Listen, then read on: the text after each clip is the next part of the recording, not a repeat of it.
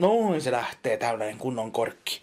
Ja sitten tuossa ihmeteltiin sitä, että mä piereskelen näillä videoilla. Niin ei voi mitään, jos paskattaa tai pierrettää, niin ei sille voi mitään.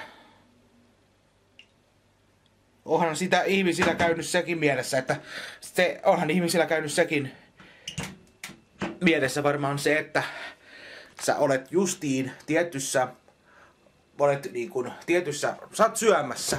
Niin kun vaikka oot sukulaisissa tai on vieraita tai on mitä tahansa, istut pöydässä ja olet syönyt sinä olet justiin syönyt, ruokaillut jo, että sinä olet jo ruokaillut.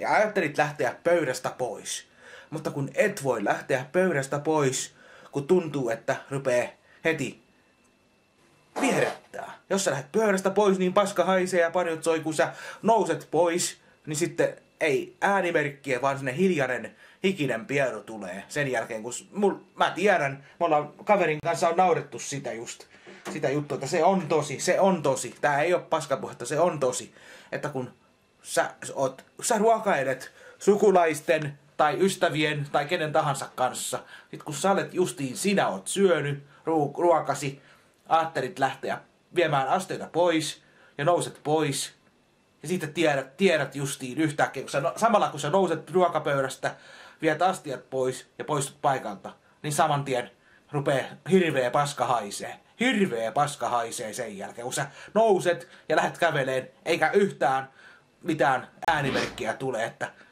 kuuluu sellainen kauhea perseestä röpisee, semmonen pierun kuuluva. Sä nouset pois ja tulee vaan semmonen ihan ei yhtään äänimerkkiä, ei mitään, ja paska haisee. Niin kyllä siinä tietää, että nyt pääsi sellainen leija, että varmaan moni ajattelee siinä pöydässä, että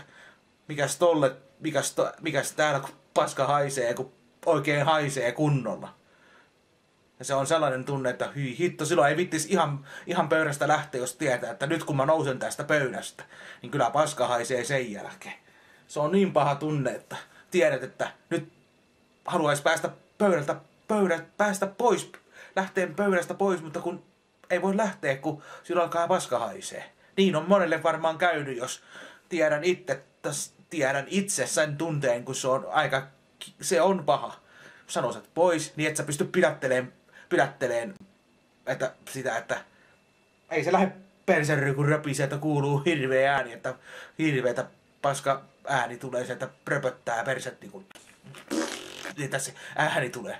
Se tulee niin äänettömästi. Se on niin äänetön, sitä ei moni tajua sitä, että paska voi haista, kunnon paska voi haista sillä, että ääntäkään ei tuu. Kun se tulee, niin se tulee nopeasti ja sitten haisee. Ja vielä haisee pahasti.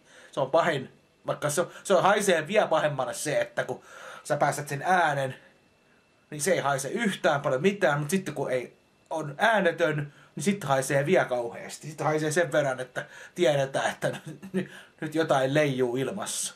Sellaista, että nenässä tuntuu, että näin. Tulihan sekin sanottu, että kun ihmettelee, että miksi sitä pitää piereskellä videoilla. Mutta silloin kun se tulee, niin se tulee just silloin kun se tulee, ei sille pysty pidättämään. Ei sille voi mitään, mutta otetaan tästä taas.